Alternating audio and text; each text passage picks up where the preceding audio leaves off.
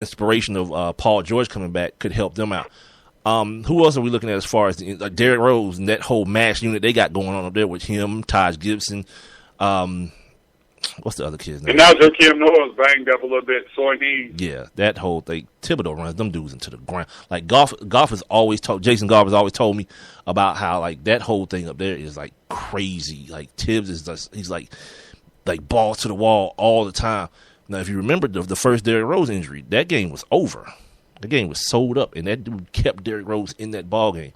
And he ended up, the luck of the draw, he ended up tearing the ACL, and that kid ain't been the same since. Who else are we talking about? We're talking about Cleveland.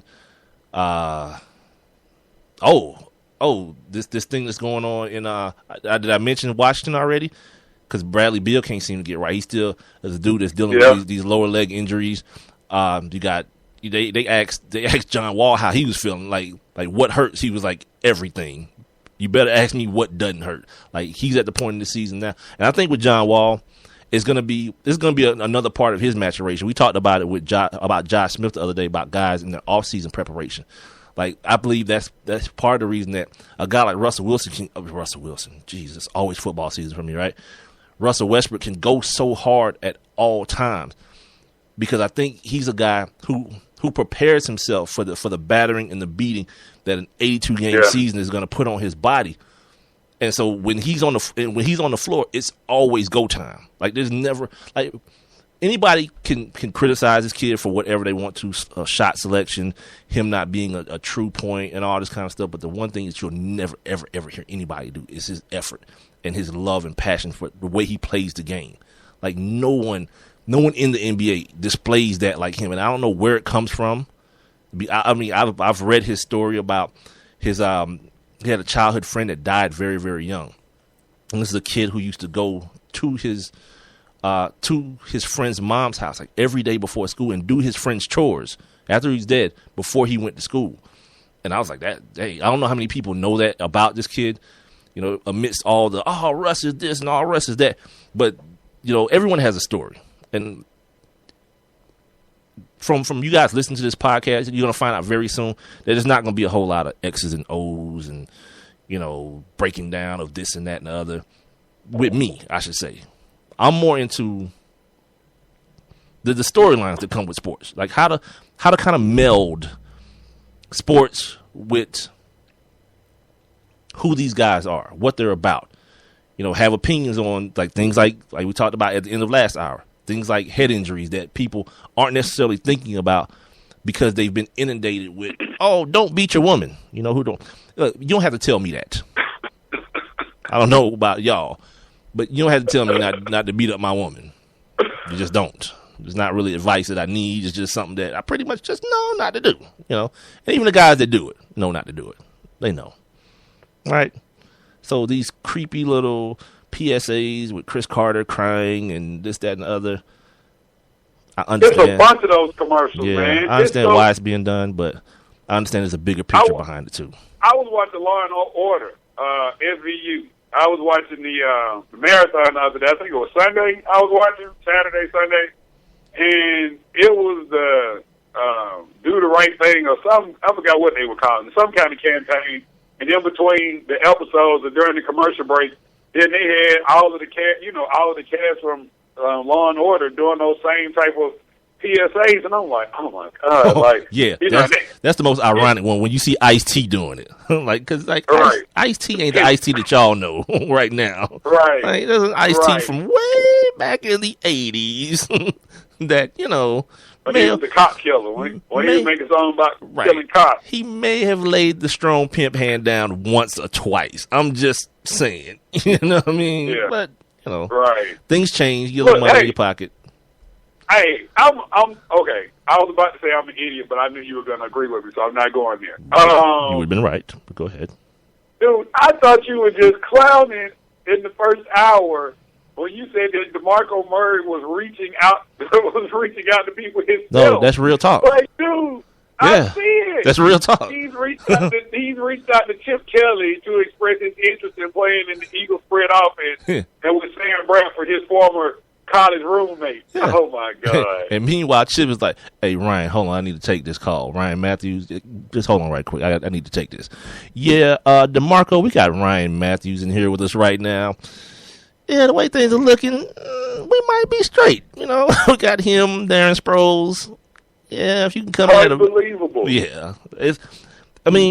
Because he knows. It's what I talked about the other day, man. He knows, like, this is the one. This is the deal, right? You got to cash in. But it's hard. It's going to be hard on him because guess what? You felt like you were so close to that other ultimate goal last year, right? Like, very few people are going to be Darrelle Revis. To like, yeah, I'll get my ring and I'm out of town for the money. And he's in a position where he's on a team where he feels like it's very close, got a nice little nucleus on offense. They're going to try to get better on defense through the draft and free agency and make another run at it. You got your quarterback set. You got a nice wide receiver, or actually threesome with Cole Beasley and the Williams kid and Dez. And then you still got Jason Witten, the timeless, ageless wonder. The line is beautiful. So if you're DeMarco Murray, you're looking at this, it's like, this situation is so good, but I got to get my money. I still got to get my money. At the end of the day, I play running. He knows it too. He's probably asking himself in the mirror, DeMarco, what position do you play? Running back. What league, DeMarco? The NFL. Right. Sad as hell. But yeah, it's true. Your body's broken. Your body's on the way to be broken. And quite frankly, that is another issue because this is the first year that he's kind of gone through unscathed, other than the finger issue he had late. So all those things are going to factor in with him, and I think Jerry Jones is holding he's holding his breath on this Adrian Peterson thing, and I think that may be one thing that he's holding over DeMarco Murray. Like if Adrian Peterson comes out tomorrow and says I'm going back to Minnesota, watch how quick DeMarco Murray has a star on his helmet again. Like, but what's crazy is they've given this dude the opportunity to go out and talk to other teams, him and his agent. They've been able to go out and talk to other teams, no suitors. Because remember last week, the whole thing was that they had a handshake agreement that, if somebody offered him a certain amount of money, that the Cowboys would at least get the opportunity to match. Right. You know what I'm saying? And it's like, as much crap as the GM / owner of the Dallas Cowboys get, the one thing I know that he knows is the business of football. And, he knew that there was not going to be anybody out there interested in that dude after he touched the ball 500 sometimes in the season. Well, see, he knew that. But you got to clarify it. It's not that there's lack of interest. It's at the price point because at that price tag. What didn't happen is your boy then went up to Buffalo and somehow got them to open up their purse. LaShawn McCoy. So now I'm DeMarco Murray. I'm looking at that like, hold on, I can't make less than him. There's no way that can happen. And everyone else is saying, yes, it can. Because you know why? We're not Buffalo. Right. We're not Buffalo. Yeah. Buffalo paid Mario Williams $100 million. Like, that dude, like, people don't remember this kind of stuff, but I do, for whatever stupid reason. That dude had like 5 visits lined up, right? They cornered this dude in Buffalo and was like, here's $100 million, DeMario. That you're not leaving. He never left. They told him he wasn't leaving. He never left. He was like, $100 million? Bet it up. Let's go. I love Buffalo. No one loves Buffalo, dude. But for $100 million, of course he does. Yeah. If teams like that, my point is, teams like that sometimes have to overspend because you are Buffalo. Right? So as far as LaShawn McCoy situation is concerned, he kind of just fell in the lap of a team that, they feel like they're on the uprise, but let's keep it real. They're in a division with Bill Belichick and Tom Brady. Still. So that's what it is.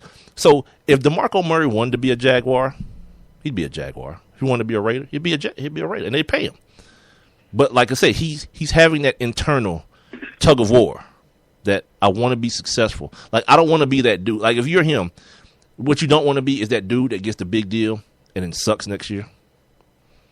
Because that's always a bad look. Yeah. You don't want to be that guy because they don't have that same line that they have in Dallas, in Jacksonville, nor do they have it in Oakland. They don't have a perennial borderline. I call Tony Romo a borderline Hall of Fame quarterback. I put him and Phillip Rivers always in the same category. Like they're at, oh no, yeah, I do, because I put him in this pantheon of guys that year in and year out break certain records, team records, all this kind of stuff. Like, do you understand? If Tony Romo wins the Super Bowl, he automatically becomes the best quarterback in Cowboys history immediately. Yeah, immediately. Yeah, statistically, he has all the records already. Yeah, but he doesn't have that championship. And after you become the best quarterback in Cowboys history, there's nothing that keeps you from wearing that gold jacket. Nothing left. It's the gold jacket. That's it. Because the other two have it. Staubach has it. Aikman has it. Yeah. Romo would definitely have it. So that's why I label him as that borderline Hall of Fame guy, because that one thing that he's missing is a big thing, obviously, because everybody don't get it. Like Dan Marino, you lead a game, all the records, no ring. Go figure. It happens. So if you're DeMarco Murray and you see that it's right there, you feel like it's right there in your reach. I don't envy his position at all. Personally, I don't. Well, at the end of the day, I mean, we know these players are their own, entities, their own franchises, own businesses or whatnot. And so, look, I mean, I get that he's a running back, and I get that, in the NFL. Right. And that, the price tag that he's looking for his accomplishment are a little steep in the eyes of teams. I mean, but at the same time, I mean, it's one of those things where, he's trying to earn the right to get paid. I mean, he's back. You don't know what you're going to get these next 2-3 years if you sign him for a 3-year deal or whatnot. But I mean, any other position that he put up those kind of numbers or had those kind of stats, he will be getting paid. Of course, because you don't. If he played wide receiver and had 400 catches, dude, he will be getting $100 million. 400 catches. You're such an idiot. You're such an idiot, dude. That's like Jerry Rice met Randy Moss, met T.O., and they just had a baby. Some dude out there catching 400 balls. Nah. But, I'm just saying. But it's par for the course, though, because even at wide receiver, you don't take that same type of punishment, and that's going to always be the issue. And there is no philosophy behind why would I pay one guy to do a job that I've seen league wide that 2 and 3 guys can do for the same price. Like, that's the issue now with think about it. LeSean McCoy got $16 million. Frank Gore's getting $4 million. And I think I heard Mike Florio say this yesterday. Like, you can get 4 Frank Gores for LeSean McCoy. You know what I'm saying? It's like that type of attitude. And here's where you and I differ. Like, I'm not paying you crap for what you've already done. Like, I already got my money's worth out of that. The money that you're going to get from me is what I think you're going to do in the future. And if I don't think what you're going to do in the future is going to match this money I'm giving you, it's going to be tough sledding, baby. That's the cruel, cold world of that thing called pro sports, man. Like, too many people believe in that philosophy that we're going to pay you for what you've done. Like, oh, he's done so much for this organization. And you know what else he did? He got paid while he was doing it. He didn't do it for free. No doubt about that. Yeah, I'm good. Real quick, as we kind of jump back into the world of the NFL real quick with this DeMarco Murray thing, I wanted to make sure I got through these because these playoff matchups are, especially in the. Don't forget, we got to talk Aaron Hernandez. I know we're on there. What about? Yeah, I'm gonna do this real quick. As a matter of fact, too. All right. So the matchups go like this so far. Charlotte, again, I forgot Kimball's coming back.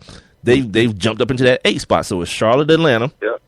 You're gonna have Cleveland, Indiana. Look at Indiana in the last month, and getting Paul George back, but they still got Snuffleupagus out there. He's like 7 feet of just nothingness. What's that kid's name? Look at how Toronto has slid down and Cleveland is quietly just creeped on up in the second place. Yeah, right where they need to be. Milwaukee. Like, you just forget about them. Like, I had one of my moments the other day on Twitter.